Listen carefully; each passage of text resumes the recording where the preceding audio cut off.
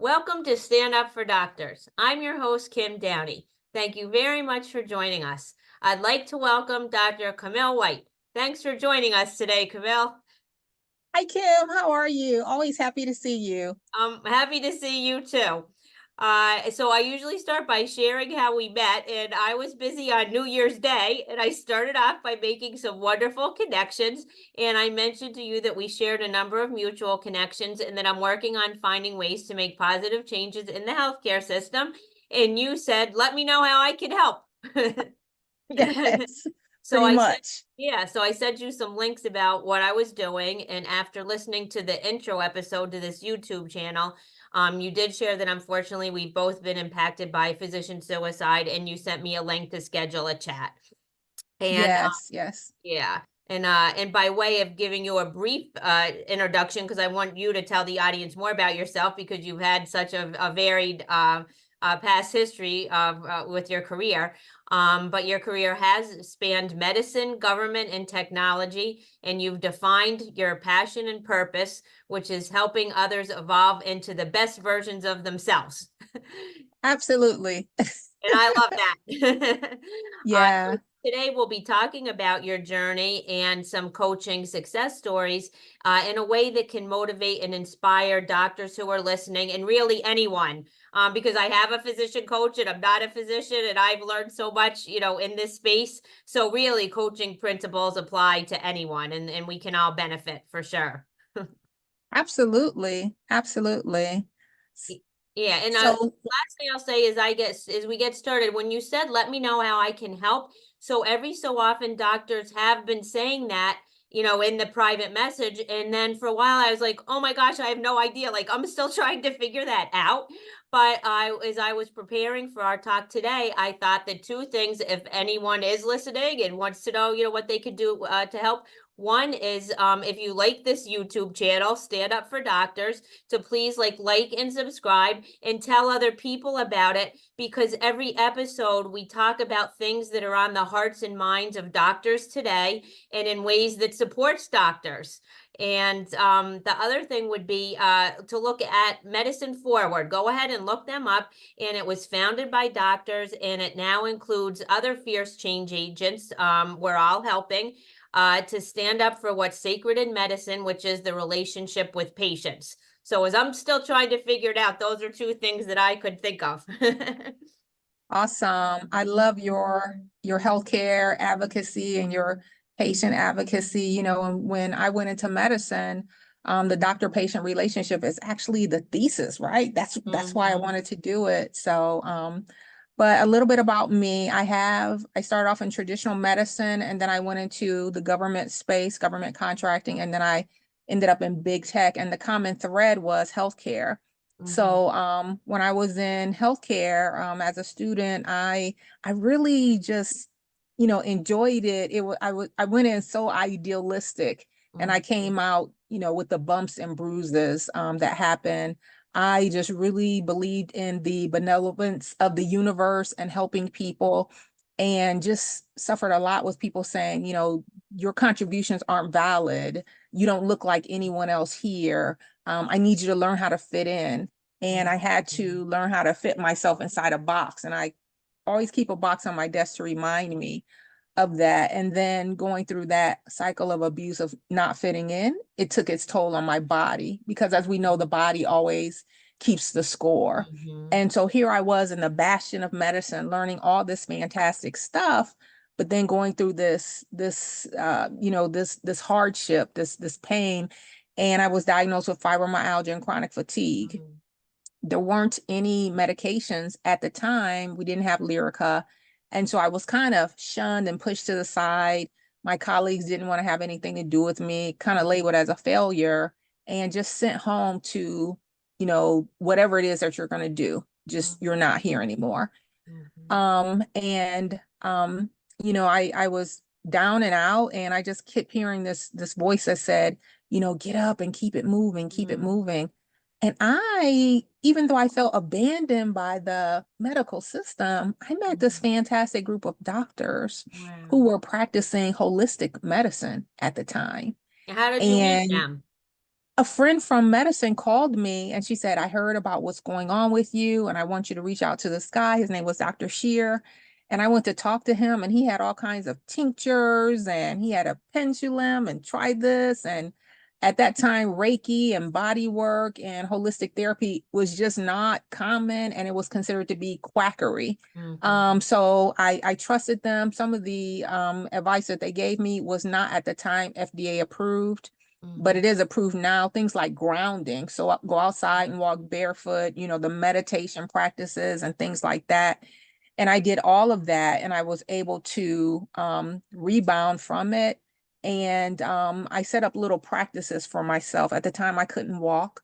So I would say, okay, today, we're going to sit up on the side of the bed and put Mhm. one leg in the pants. Mhm. Mhm. Tomorrow, we're going to sit up for 5 more minutes and we're going to put both legs in the pants. The Mhm. next day, we're going to stand up on our own. The next day, try Mhm. to make it to the bathroom. So I started working through all of this pain and came out on the other side of it. From there, I was able to take what I learned in healthcare and decide I wanted to be of service to the veteran population. Mhm. And I learned how to transition the medical records from the Veterans Health Administration to the Defense Health Agency. Did Mhm. that and then did some work with the NIH, stood up a business doing government contracts. And then from there, I started working for Salesforce. They had Mhm. Health Cloud. So I was going all across the country and speaking to physicians about that type of work. So it's interesting, although I felt rejected by the physician community and went through a lot of workplace psychological abuse. On the other side of that, there was a whole group of physicians that kind of caught me and said, hey, Mhm. let me help. And they had stepped away from traditional medicine because of the beliefs and they thought Mhm. that they were not helping patients as much as they could. And they kind of, they buoyed me back up. So, if we want to think about positive mindset practices, that will be it. That gives me appreciation and joy for the journey and then going along and providing services to the veterans community and then back to the traditional hospital community with the technology. So it's been a very expansive career. Mhm. And then because of my experiences, I found that there was a common thread with not being treated well in the workplace Mhm. and the disease. I would see patients that would come in, and they'd have the fibromyalgia, they have the chronic fatigue, they have psychiatric disorders as a result of what they're experiencing in the workplace. And at Mhm. that time, I still was following traditional medicine, and I kind of looked at the patient like, oh, they must be doing something wrong because that's what we're taught. We're taught Right. not to have those relationships with them. Don't cross the line with patients and kind of not believe them, right? And so that was my point of view until I experienced it. And Mhm. coming out on the other side, I said, well, let me go ahead and create an executive coaching service that I can align what I've learned from my experiences to help people navigate their careers and their lives and have more of a match between their professional lives and their personal development and growth so Mhm. that they can have less stress and better health outcomes, and get past all the imposter syndrome. So that's Mhm. me. Yeah, wow. Well, that's I love the fact that you shared all of that. And I'm just so sorry for your experience. I'm wondering if you do have gotten to a point though where you do feel like all of that had to happen for all of this to happen. Because in some ways, right, that wasn't the plan you had for yourself at all. Yeah, I mean, all of that had to happen, but good grief, Kim, my life has expanded, right? Like, Yeah, yeah, I can I don't, say the same.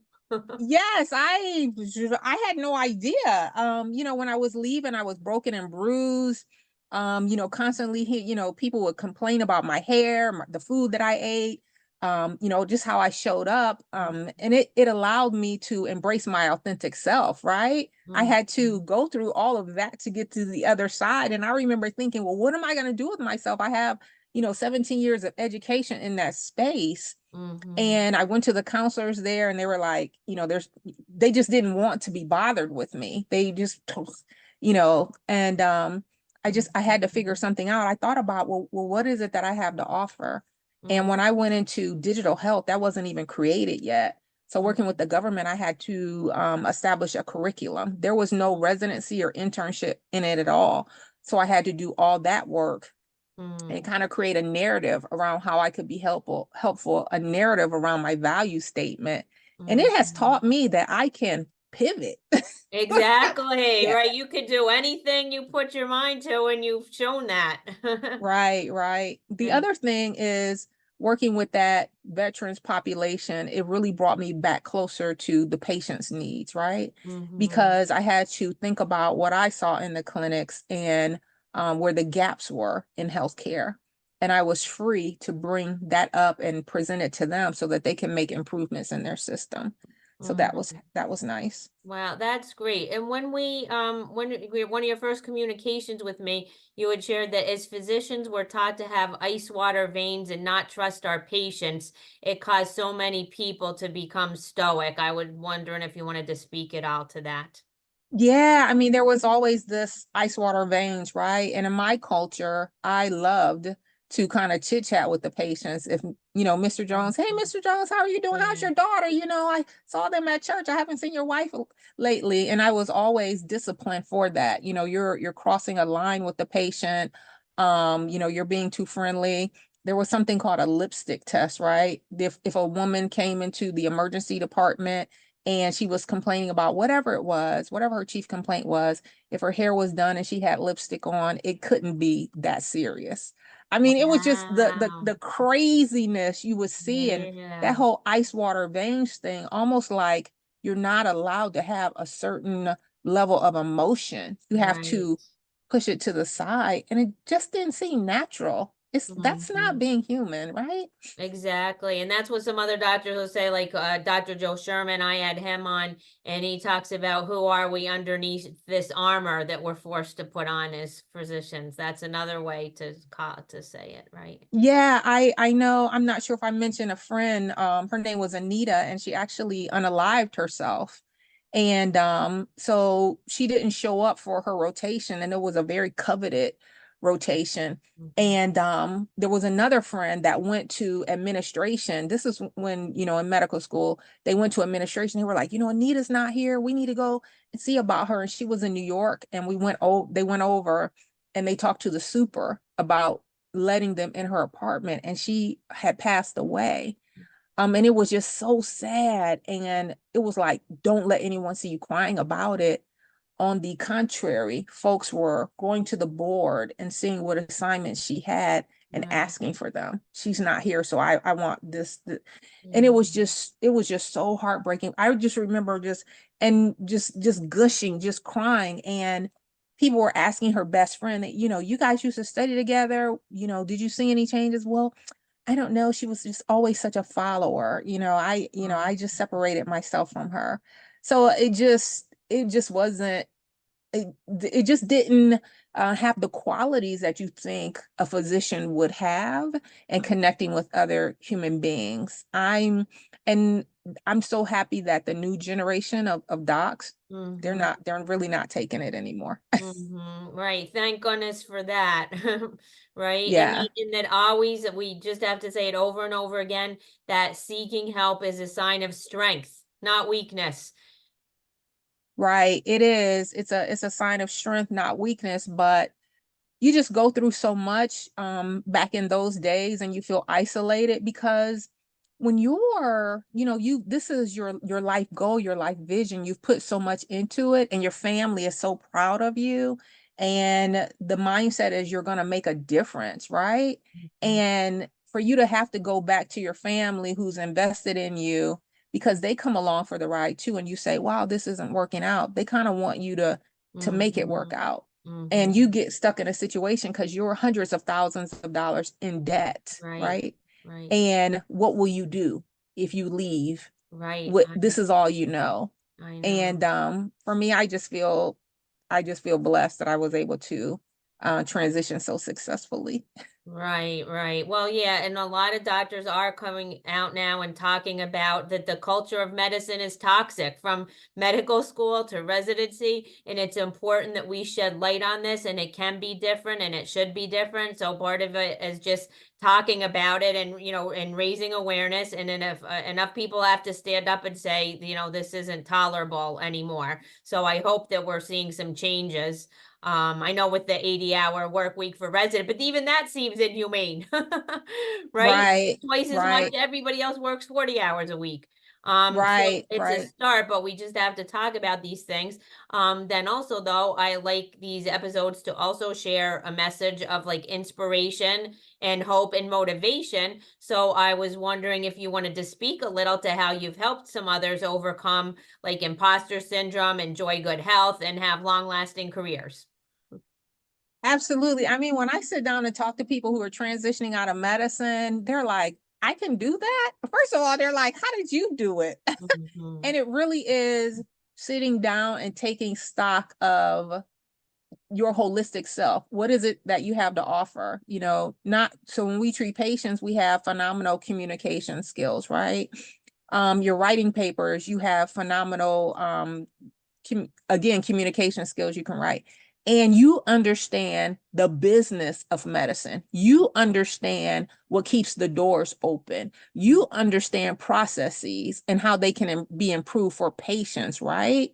And this is all about keeping patients happy. And so once I explain that to them and say, what is it that's in the back of your mind that you want to do? Sit down and work with them to frame that up. They become delighted. I've had people say, "Oh my God, I didn't know I could do that." Right. And just bring out the joy, and you see the depression kind of roll away. But they do have to step away from what they thought that their life would look like Mhm. to embrace more so abundance, I would say. Right. Well, So and even when I hear doctors talk about how they, receive coaching and some of them became coaches or started their own other different kind of side ventures. And I was thinking, well, how did you possibly have time? Like it feels like it, by the time you see all those patients and go home and do all the charts. So I'd like you because we need doctors to stay in medicine. So if they really need or want to pivot, that some need to do that, but I need doctors myself even to like literally keep me alive, right, to order the medications that keep me alive. So I'm wondering if you want to speak to have you helped some physicians find joy or rediscover joy in practicing medicine.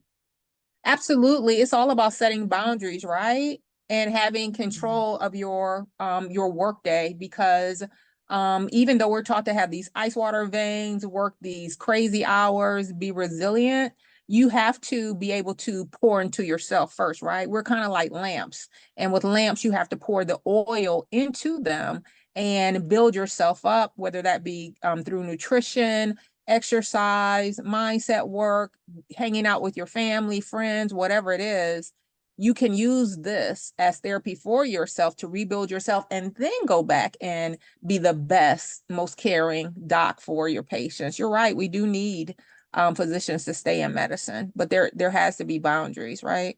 Yeah, exactly. So, Dr. Michael Hirsch, I interviewed him for one of my episodes, and that was what we titled his episode was what I needed was boundaries, speaking exactly what you're saying, and to not always put yourself last. Like one doctor told me once that he always works on Christmas because he thinks other people need it off more.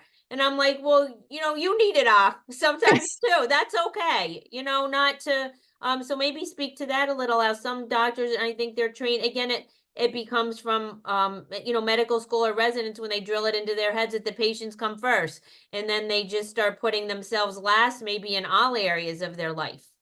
Yeah, so there is that competitive aspect among us, right?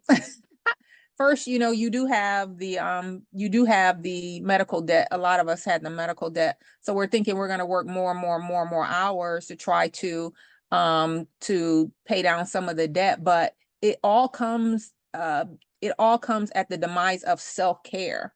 You Mhm. have to think about what am I doing for myself versus that competitive spirit. So instead of being competitive, kind of working together, having those conversations of maybe you'll take Christmas, maybe I'll take Christmas, that kind of thing.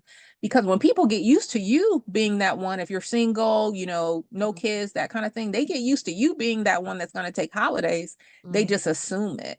So, Right. and then you have to learn how to have these crucial conversations to stand up for yourself, because people will always say, oh, you're not working as part of a team, you're trying to be selfish, it's all about you, when in all actuality it really is about the balance. So I would say sit down with your teams and talk about what it is that you need, so that you can work together, because there is such a thing as burnout too, right?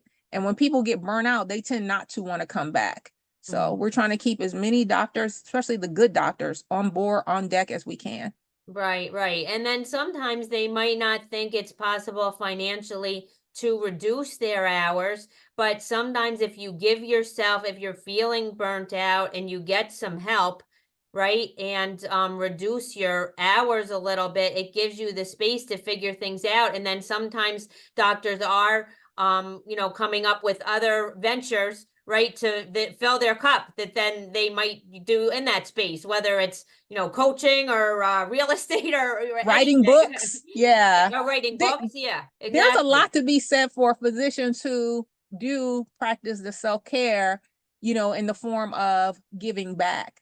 They might work with residents, medical students, things like that, to teach them how to buy homes, teach them about, money, teach them Hmm. about the work-life balance, teach them to view medicine as a business, right?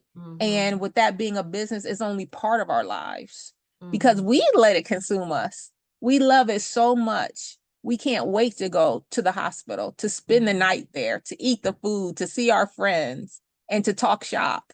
And there has to be a limit to it. So, Right, exactly. And one thing you had mentioned a little earlier a bit is about, like filling your own cup and taking care of yourself. And I remember one of my episodes, I recorded Dr. Tamara Beckford. She's a ER physician in Houston, and she talks about that too. When she wakes up in the morning, that's what she does first, is like positive affirmations and doing things to fill your cup. And some people might think, oh, whatever, this doesn't really make a difference. But I'd like you to speak a little to all the things that you're talking about, how they really do make a difference. oh, absolutely. We even have scientific studies that show that gratitude contributes to our Mhm. happiness. And when we're happy, we give off that positive energy. So one thing that I would recommend anyone do is what I call an hour of power, right? If you Mhm. can, right? You may not Mhm. be able to sit still for an hour, but that's a problem too, right? You might have too much anxiety if you can't carve out an hour for your own self-care. And that will be 20 minutes of gratitude or affirmations. It's 20 minutes of moving your body, and then 20 minutes of reading something good, because Mhm. you need that high vibrational energy to do the very best work that you can. So, Mhm. and it's funny because some people think of it as woo woo, right? Oh, that Right. doesn't make a difference, but it really is substantial. Right. Yeah. And that's great. And it wouldn't have to be a whole hour at once. You could carve out 20 minutes for one thing in the morning, maybe 20 minutes during the day or your lunch break, and then 20 minutes at the end of the day. And then if you don't have a lunch break, that's a problem too. And you have to work on getting a lunch break, right? Right, where you need to be getting out the hospital and walking around for 20 minutes. Or if you're doing affirmations, perhaps you're doing them in the shower. If you're reading, probably listening to an audiobook on the way to the office, just to Mhm. work on your mindset, because you have to set an intention for your day, or else the rest of the day will take over it. Exactly. Yeah. So you really were able to turn your health around. Yeah, it took 5 years to learn how to walk again, but I did as much as I could on my own, and then partner with other physicians, and I just took it one day at a time. Those were very hard days, and this was like 30 years ago that this happened to me. So there was no cure.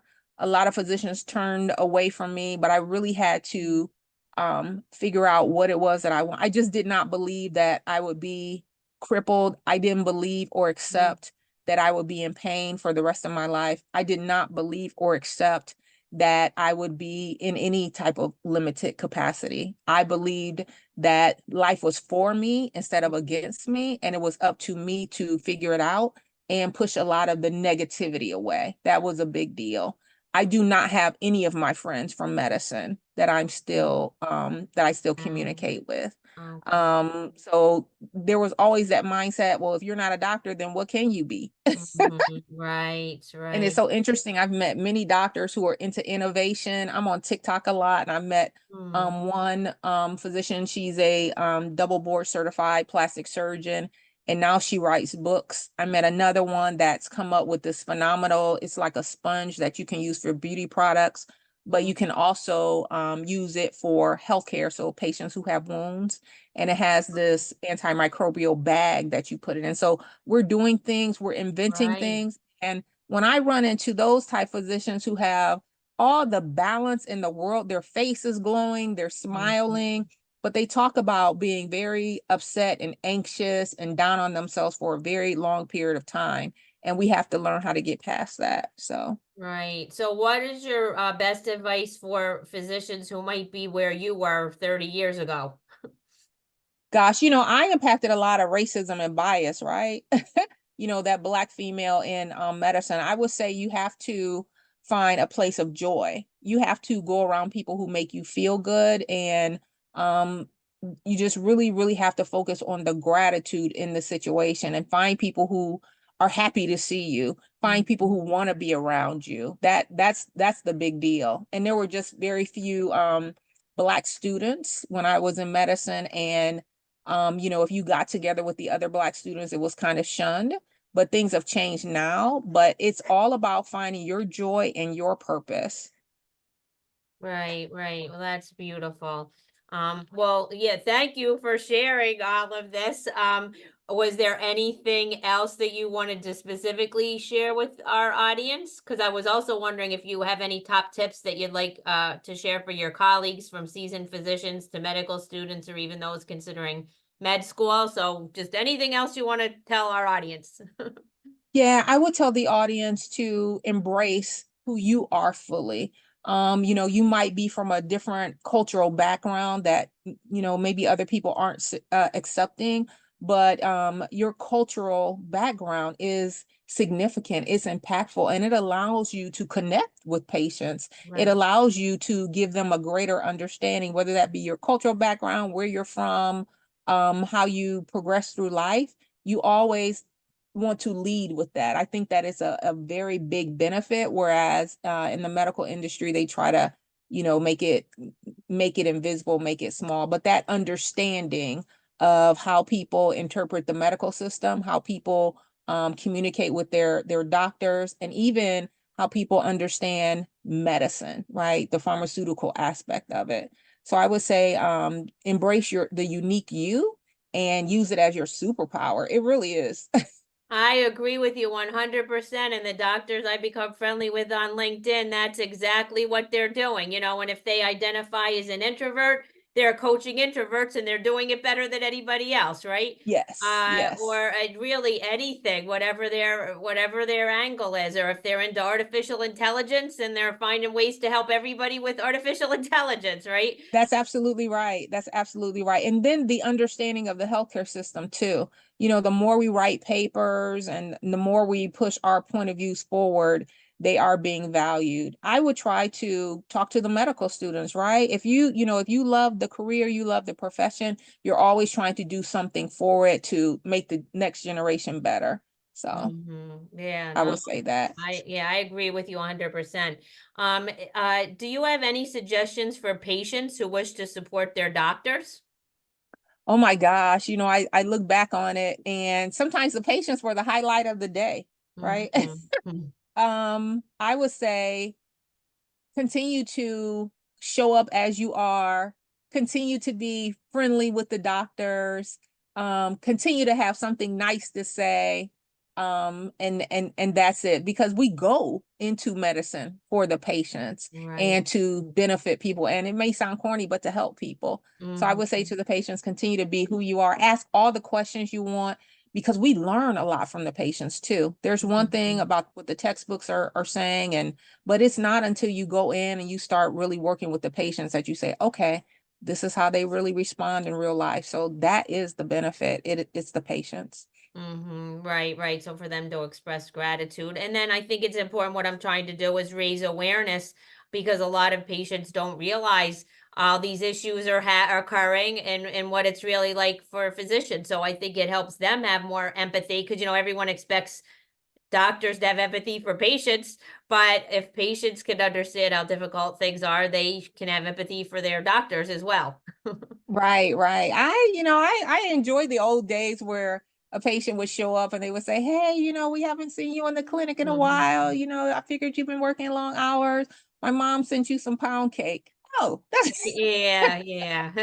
that's nice. So it takes all of us as humans to interact with each other and to support each other where we can. Right, and So that's all right. Acknowledging that each other, that we all are human, right? And identifying, treating goes back to treating other people the way you want to be, you wish to be treated too, right? absolutely, absolutely. Yeah, yeah. Well, thank you. So, how can our listeners get in touch with you? Sure. I'm on LinkedIn. I'm also on TikTok. I'm on Facebook as well as Instagram. And my company is Inspired to Evolve. I offer executive coaching services, more life visioning, to get past imposter syndrome. I inspire, motivate, and challenge people to navigate their lives to have less stress and better health outcomes. So that's my work. Well, thank you for sharing all of this. That's beautiful, and you're doing very important work, and I'm so happy that we've connected. Thank you. I love to see your smiling face, Kim. Oh, thank you, Camille. So in closing, to move the needle in healthcare, we all need to raise our voices and we all need to care about each other. We already know that doctors need to care about patients. Patients need to care about doctors too. So stand up, doctors, and let's stand up for doctors. All right.